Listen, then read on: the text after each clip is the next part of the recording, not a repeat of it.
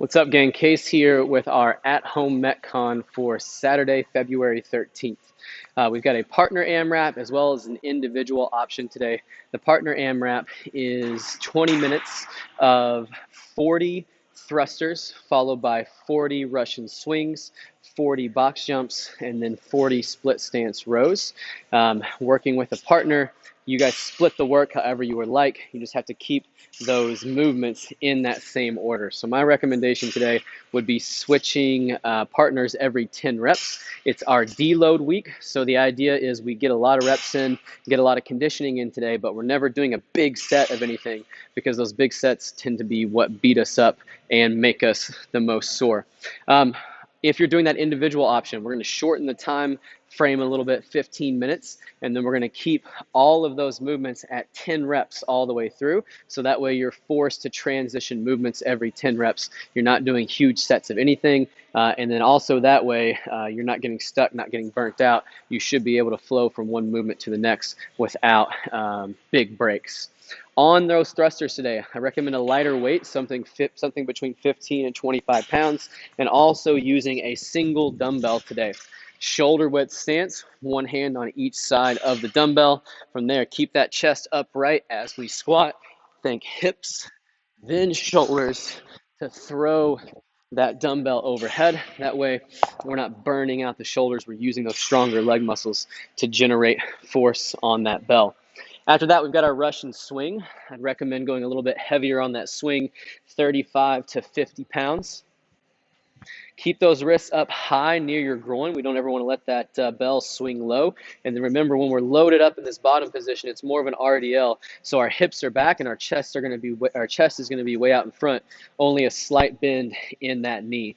Back stays flat, fast hips, fast knees.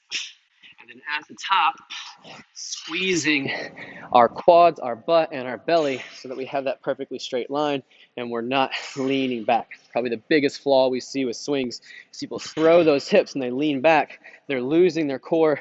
They're putting too much strain on their spine at that point. Stay tall, belly tight, keep those ribs pulled down. After that, we've got box jumps.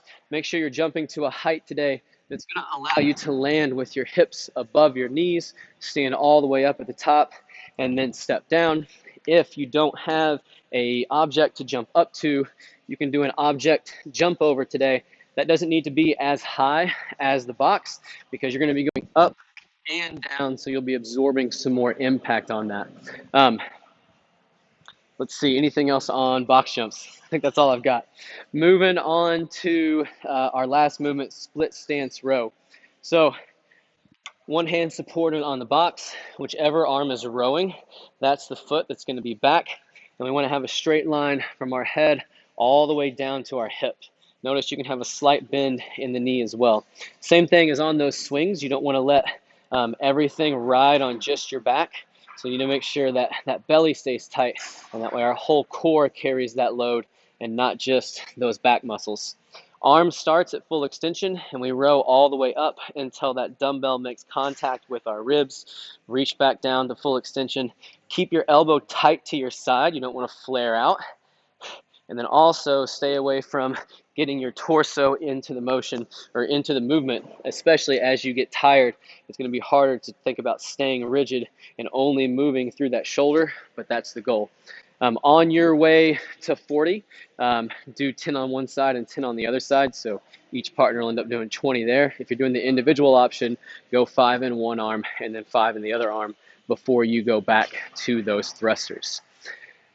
Smaller sets today, moving consistently. If you're doing that individual option, take a few breaths in between each movement, always timing that rest. So pick a spot that you walk over to and then come back, or know how many breaths you're going to take, know how many seconds you're going to let roll off that clock before you move on to that next movement, and then see how consistent you can keep those breaks throughout the workout.